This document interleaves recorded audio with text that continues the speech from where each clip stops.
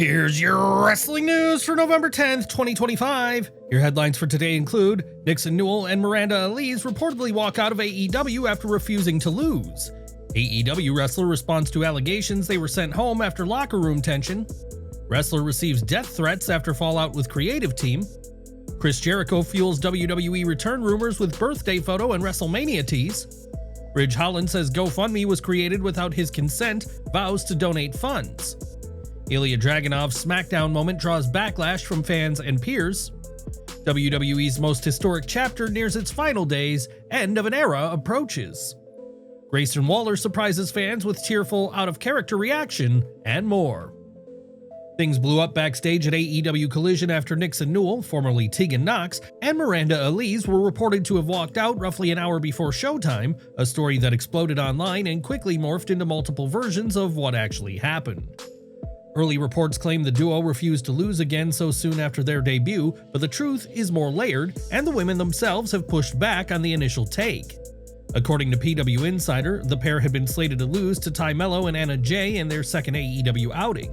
The report said they balked at the booking because they had already lost in their official debut last week. AEW moved fast, replacing them with Hyen and Maya World, who were praised internally for stepping up on short notice. But Fightful Select offered a different version of events.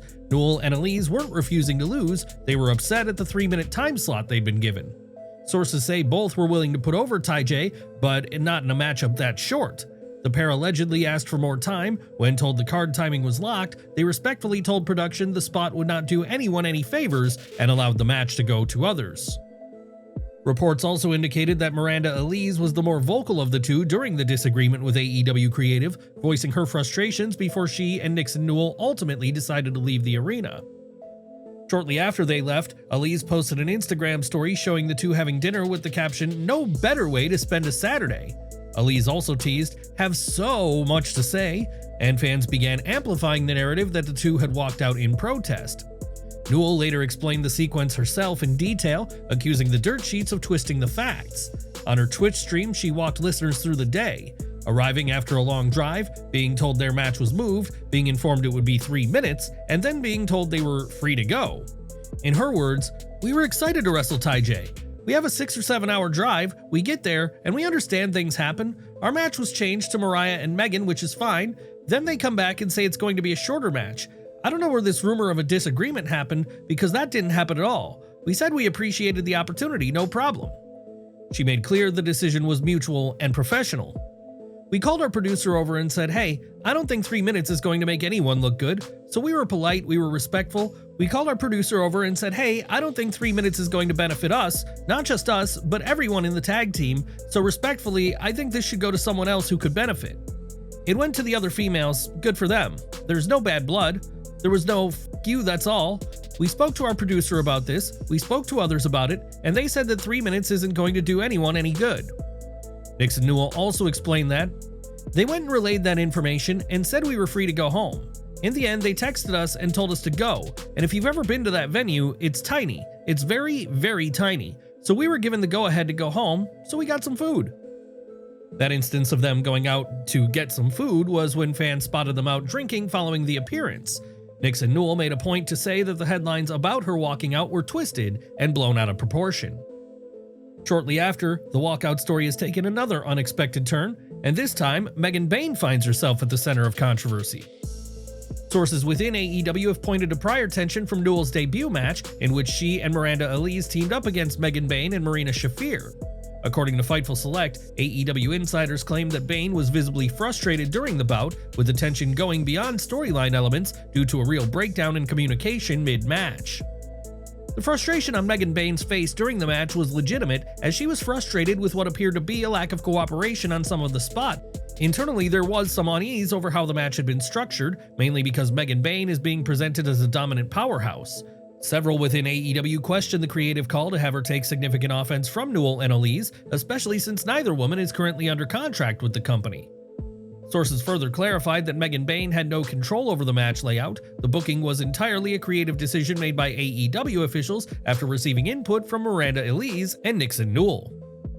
Word quickly spread backstage, and several members of the women's locker room were said to be unhappy with the newcomers for openly influencing AEW's producers in a way that appeared to derail Bayne's momentum. Since then, the overall backstage reception toward Alize and Newell had reportedly been noticeably cold. This reported frustration from the earlier match appears to have contributed to the growing backstage tension that eventually led to the Collision walkout incident. However, Newell denied, telling Fightful Select that nothing of such nature happened. Then things turned ugly. On her Twitch stream, Newell revealed a frightening consequence of the online storm: death threats. I had multiple death threats today. I got 3 today, and it's always with the IWC. So it is what it is. It's lovely waking up to death threats for standing up for what we believe in and looking out for the company. That escalation underscores how quickly booking disputes can spill into real-world harassment and how dangerous that becomes for performers. As of this writing, their future with AEW remains uncertain, and hopefully the situation can be resolved internally before things escalate any further. What's your take? Were Nixon Newell and Miranda Alize right to step away from a 3-minute spot, or should AEW have handled the situation differently? Share your thoughts below. Enjoying the video? A quick like goes a long way in helping us grow and deliver more wrestling news you care about. Chris Jericho just turned 55, but judging by his latest post, he's nowhere close to winding down.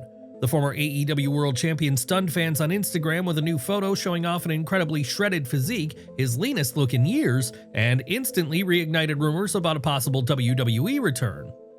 The photo, posted on his birthday, showed Jericho posing shirtless in front of a mirror, looking rejuvenated and in peak condition. What really sent fans into overdrive, though, was his subtle online interaction. Jericho liked a comment that simply said, "WrestleMania, baby."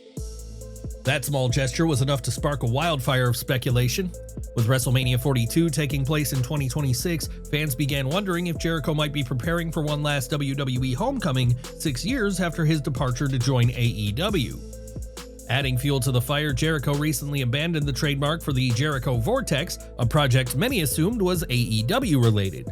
Even more telling, his upcoming 2026 Rock and Wrestling Rager Cruise, a long-running signature event, featured no AEW branding or talent, marking the first time he's distanced the cruise from the company.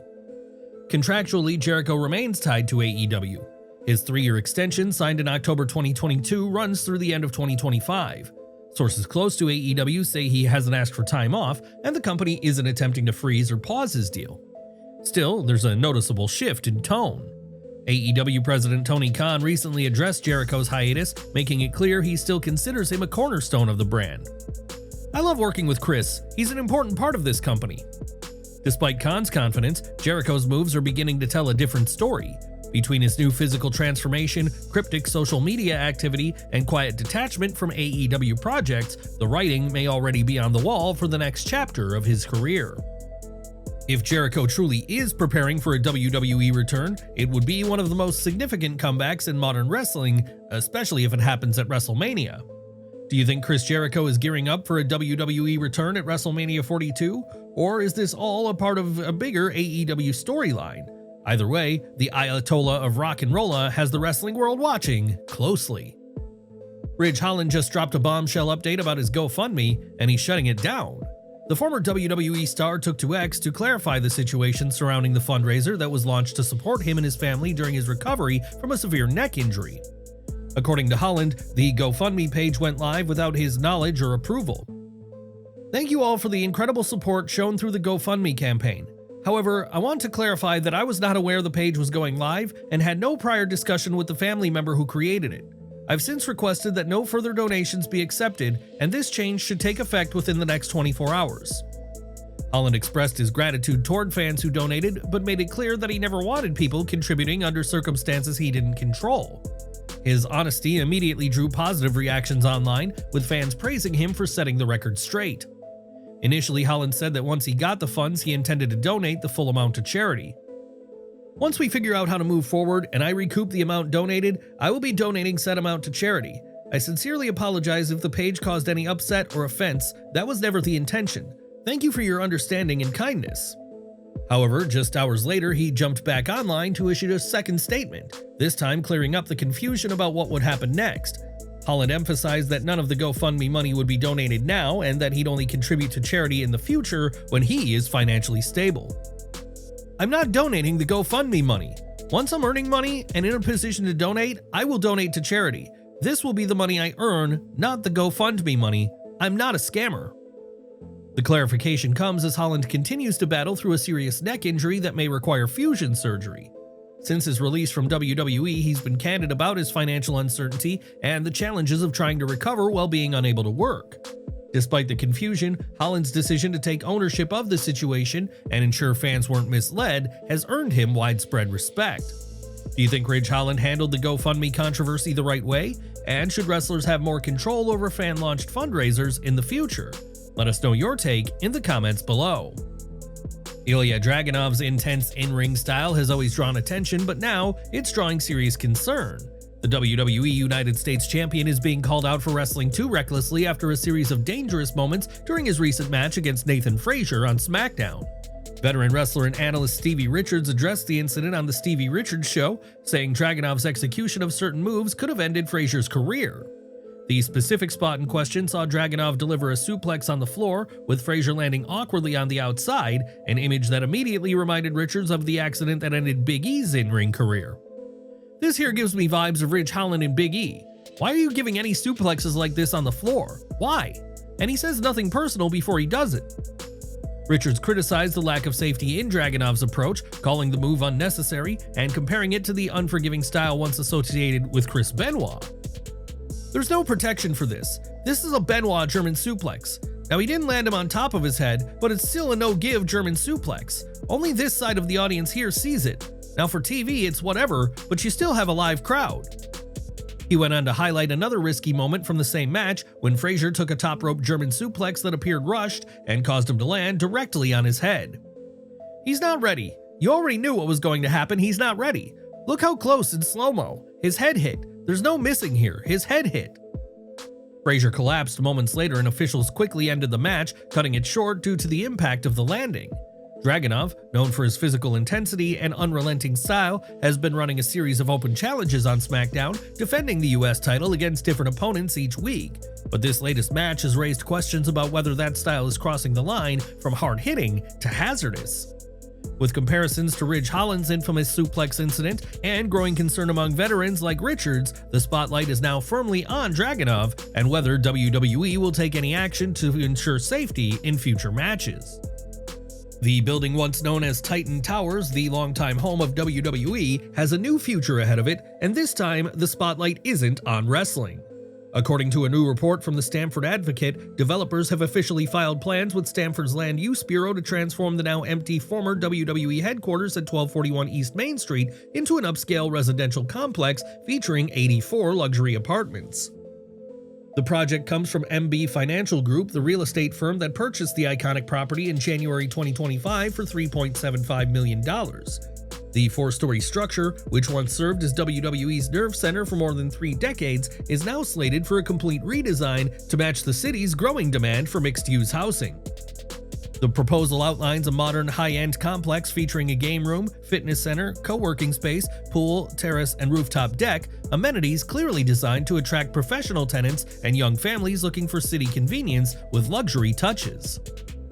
WWE officially vacated the East Main Street building earlier this year, completing its relocation to a new corporate headquarters in downtown Stamford. The move marked the end of an era, especially when the giant red WWE logo, once visible to I-95 commuters, was removed from the building's facade. Originally built in 1981, the property became an unmistakable symbol of WWE's global rise during the late 80s, 90s, and 2000s. It appeared in countless video packages, documentaries, and storylines, making it one of the most recognizable corporate offices in wrestling history. While no date has been set yet for City Review, this redevelopment officially closes one of WWE's most storied chapters. Grayson Waller is sticking to his heel persona, even when the internet's calling him out for breaking character. The 35-year-old WWE superstar recently appeared on Insight with Chris Van Vliet, where he opened up about his journey in professional wrestling, his tag team with Austin Theory, and his connection with the New Day. During the conversation, Waller got visibly emotional while discussing his passion for wrestling, a rare human moment that quickly went viral. Chris Van Vliet posted a short clip from the interview on social media, showing Waller tearing up as he talked about what the business means to him. Fans praised the Australian star for showing vulnerability, calling it one of his most genuine moments to date.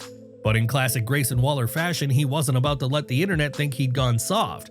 Shortly after the clip gained traction, Waller jumped into the comments section with a tongue-in-cheek denial, claiming the video wasn't real at all, accusing Van Vliet of using artificial intelligence to create a fake emotional moment. By insisting the Tearful clip was AI-generated, Waller kept up his trademark arrogance and dismissive tone, blurring the line between reality and character once again. Don't miss our next video coming at 5:30 p.m. Eastern with all the latest wrestling updates. Smash that bell icon and select all notifications so you're always in the loop.